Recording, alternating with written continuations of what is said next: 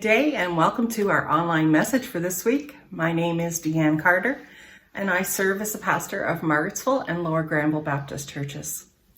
Today is a day that is set aside to honor mothers. The phone lines are abuzz, video chats are taking place as I speak. Some mums will have received breakfast in bed, others will be taken out for lunch or for dinner. Restaurants will be full. Cards and flowers and plants, those special gifts, they've all been purchased for this day. But in other homes, the phone will remain silent and no one will come to visit. It will be a day like every other day. And I think we need to recognize that Mother's Day is filled with diverse experiences and emotions. So what do I say today about mothers? Mother's Day, Father's Day, they're difficult days to speak about because not everyone will have had good experiences with their mom or in being a mom. If I were simply to draw from my experiences, I could go on because I've been blessed to have a wonderful mom. And I also consider it a blessing to be a mom. But some others might not. Some people grew up with abusive moms, negligent moms, or even absent moms. Their Mother's Day, this Mother's Day, some will have recently lost their mothers. Then we have those who have chosen not to be mothers, and those who would love to be mothers but were not able. We have those who have estranged children or have lost children due to death. We have those who have gained children through adoption. So, as you can imagine, it's difficult today to find something to say to connect with the hearts of women from all walks of life and so many different circumstances. So what I want us to do is I want us to look at the scriptures and look at the stories of some of the biblical mothers and see what lessons we can learn from them, no matter what category we fit in. Even men can learn something from them. We all know the very first mother of the Bible was Eve. She is known as the mother of all living. And she was created by God as a companion to Adam. She played a very crucial role in the creation story. Now, as the mother of all humanity, Eve faced blessings, and she also faced challenges in her role, as we all do as women and men, as mothers and fathers. Ray Fowler reminds us that Eve was a woman who knew and understood loss. She experienced loss of innocence when she disobeyed God in Eden. She experienced the loss of paradise when God removed her and Adam from the garden. She experienced the loss of her son Abel when her other son murdered him. But worst of all, she experienced the loss of an unhindered relationship with God, which she and Adam had enjoyed in the garden. So much loss, so much pain she had to deal with. But we see despite the hardships she experienced in her role, she also experienced hope and redemption through her descendants, including Jesus himself. Eve's lineage played a vital part in God's plan for our salvation. How about you today? As mothers, as women, as fathers, as men, as grandparents, whatever role, we have all experienced loss. And we all acknowledge it hasn't been easy at times. But Eve's story can teach us that despite our struggles, our roles can lead to the potential for restoration, and the promise of new beginnings in our children and in our grandchildren. We have an important part to play as we relate to others. Let's move on to another mom. Let's look at Sarah. Do you remember her? She was the elderly woman who laughed at the notion of having children at her age and becoming a mother. Genesis 18:12-15 says, "So Sarah laughed to herself as she thought, 'After I am worn out and my Lord is old, will I now have the pleasure?' Then the Lord said to Abraham, 'Why did Sarah laugh and say, will I really have a child now that I am old? Is anything too hard for the Lord? I will return to you at the appointed time next year, and Sarah will have a son.' Sarah was afraid, so she lied and said, 'I did not laugh.' But he said, 'Yes, you did laugh.' She gave birth to Isaac, the son that had been promised to Abraham. Despite her old age, her infertility, despite the way she had tried to handle the situation herself, remember how she had decided to get a child so that God's promise would be fulfilled? She had Hagar, the maidservant, go and be with her husband, and Ishmael was born. She went ahead of God. She felt he must have needed help because she was too old to be a mother of a promised child. And despite this, Sarah, she was still used by God. She became a mother demonstrating the power of God's faithfulness and the fulfillment of his promises. So we can learn from her as well. I think her story teaches us to trust in God's timing and his ability to overcome situations and circumstances that seem totally impossible to us. It's encouraging to listen to Sarah's story, to trust in God's plans for our own children and all those that are around us. Even for ourselves.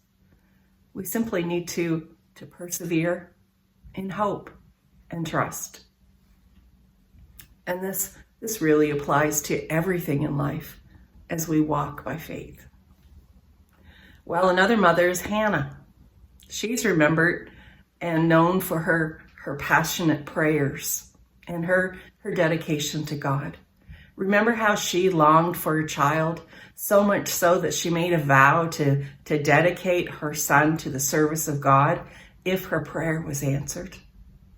Hannah was in deep anguish, it tells us in 1 Samuel, crying bitterly as she prayed to the Lord.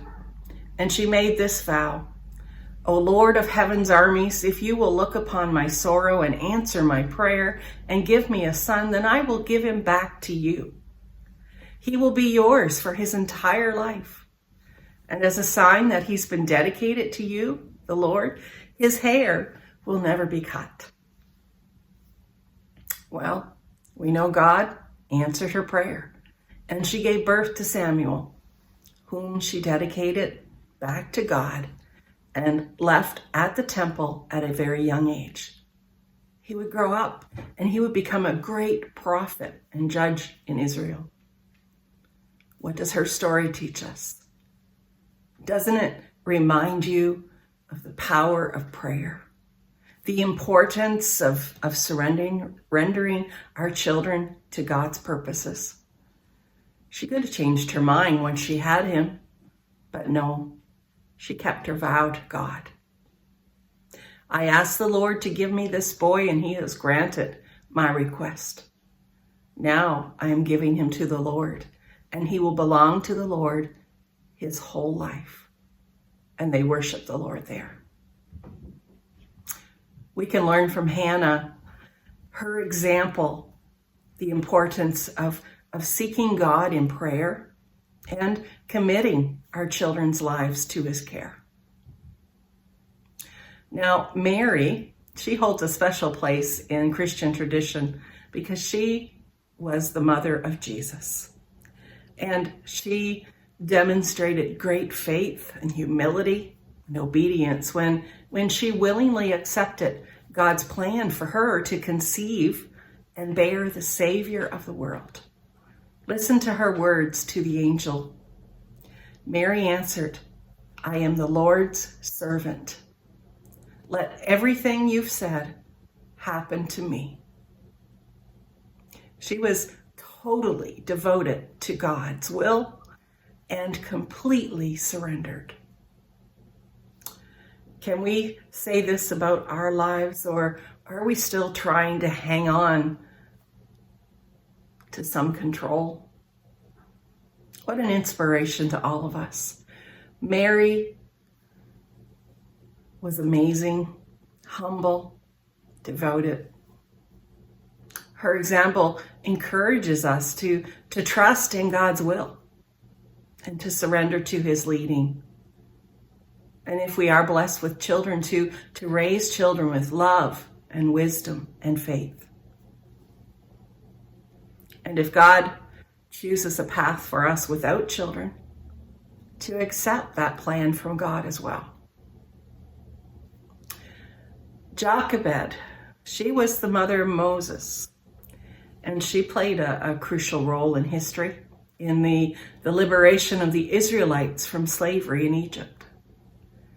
Remember when Moses was born, how she had to hide him from Pharaoh's decree to kill all Hebrew babies, baby boys? Well, she showed amazing courage and resourcefulness. She placed Moses in a basket and she set him to float on the Nile River, which would ultimately ensure his safety, his future. Exodus chapter 2. But when she could hide him no longer, she got a papyrus basket for him, coated it with tar and pitch, and then she placed the child in it and put it among the reeds along the bank of the Nile. Then Pharaoh's daughter went down to the Nile to bathe, and her attendants were walking along the riverbank.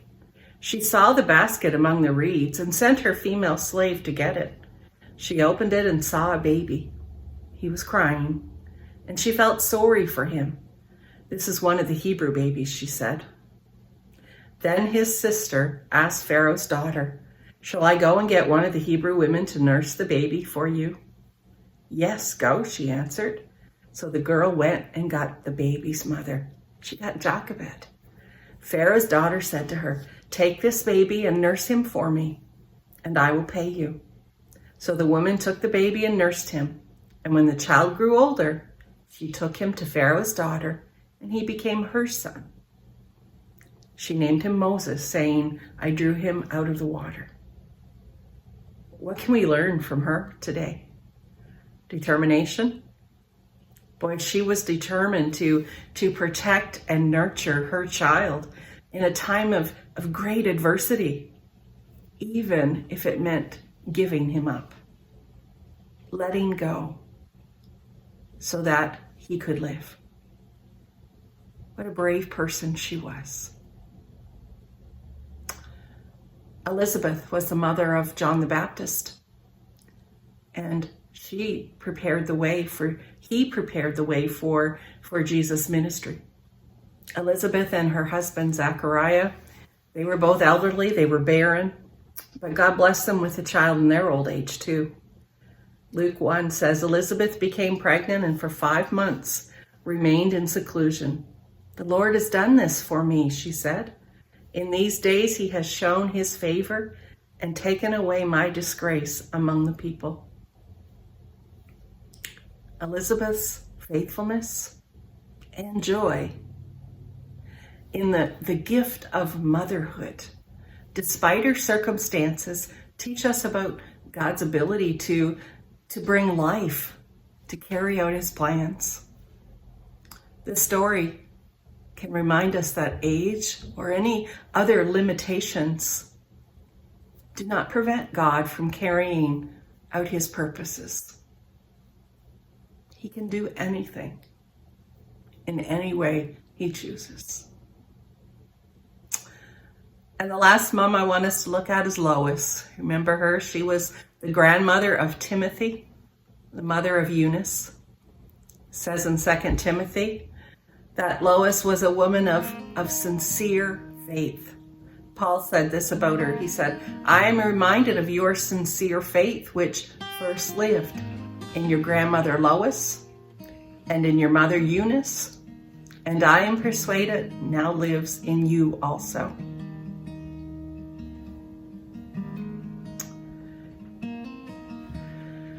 Eunice lived, or Lois and Eunice both, lived their faith. They talked about their faith, and as a result, passed down faith to the next generations. Her unwavering commitment to God and His Word influenced her daughter and then her grandson. And they would go on to become very significant figures in the early Christian church. Now, as believers, you and I, we also have the opportunity to leave behind a heritage of faith as we nurture those in our families and in our communities and help them to grow spiritually. All these women we've looked at today, they were all created on purpose and for a purpose. God has worked His plan through them. And the same can be said for each one here today, male and female. We are all different. And God had a purpose in creating us exactly as we are. And He has used us and will continue to use us as we have faith, as we trust, as we surrender to His will. May it be so today and tomorrow and all of our tomorrows. Thank you for joining with me. Happy Mother's Day to all you moms. God bless each and every one of you. Thank you for all that you do and who God has made you to be. Take care. Have a great week. I'll see you next time.